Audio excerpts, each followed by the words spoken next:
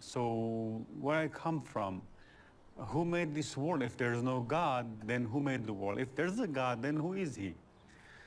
And in Islam, what Islam has done, it attached itself to Christianity, to Judaism. For example, it says, yeah, we believe in the Torah and in the Gospel. We believe in Moses and Abraham and Noah. And so in my mind, I thought all of them are the same family. I didn't even know Jesus was a Jew or he was from Israel. Nothing. So when I began to see the cruelty of Islam and the injustice and evil that is in it, I completely realized that either there's no God or if there's a God, it couldn't be this one. Then from 16 to 19, many things happened. My father died. I lost my school.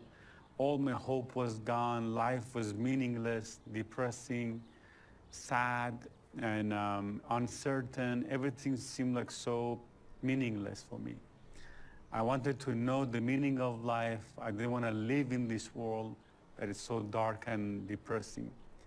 And so when I was 19 years old, for first time, I heard about Jesus.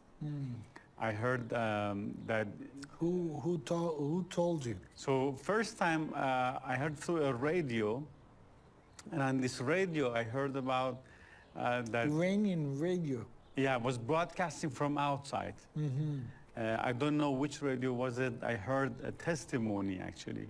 It wasn't the gospel. I heard a testimony of a guy who was going to kill himself, and then he heard this music as he was going to take his life. He followed the music, he went to a church, and there he became a Christian. His life changed. That's all I heard. But I didn't make much of it. And then a few weeks later, I heard through satellite, broadcasting into Iran from outside, that Jesus is the Lord, and He died for me, and He rose from the dead. And I said, no, that's too good to be true. How could God have a son? I could, all these, He rose from the dead. And I said, no. Second time I heard again. The third time I heard, I said, okay, Jesus, if this is true, I ask you to show me. I ask you to come into my life. If it's real, be my Lord, be my Savior. And I prayed this prayer. I said, if it's real, I want to see.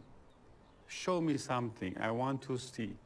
And the moment I say that, a heat went through my hand, through my left hand. The heat went through my hand, went through all my body.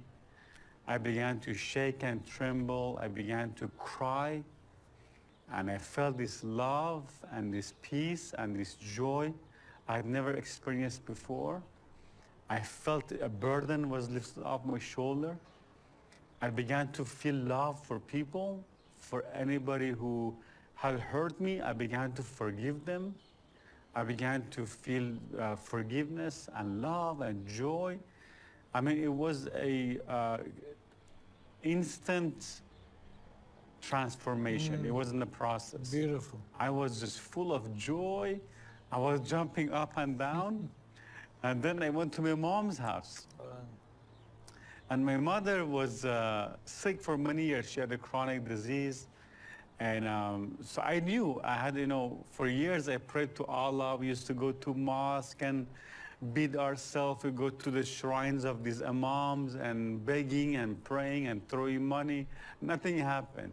But the first time I said, Jesus, He showed up. I felt His power. So this time I knew whatever I asked, He will answer me. My mom saw me. She said, what happened to you? Your face is shining. I put my hands on my mother, and I prayed for my mother, and my mother got healed. So my mother became my first convert. And then my sisters and my brothers. And in Iran, there's an underground movement, millions of people becoming believers. Let's talk about it. Yes. Let's talk about it.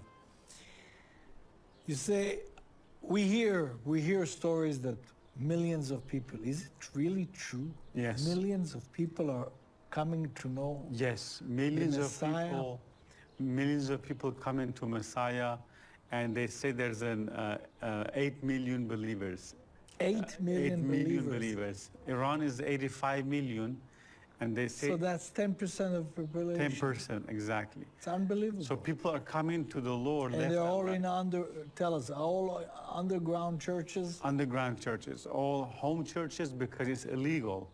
In Iran, you can't become a believer. It's Now against the tell law. us what brought you here. So, long story, I escaped Iran. I was a refugee. I went to America. I went to a Bible college, and I was pastoring a church in California, Iranian church. I began to reach to Iranian. And 3 years ago, I met my wife. She's a Messianic Jew from Israel. And we fell in love. And we met through her art, actually. By the way, I don't know if you know, but it's very, very rare that an Israeli girl dates an Iranian ex-Muslim Christian. Exactly.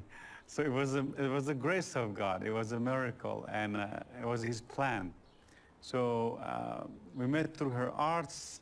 We met, and we talked to her parents, and then God gave us favor and grace. We got married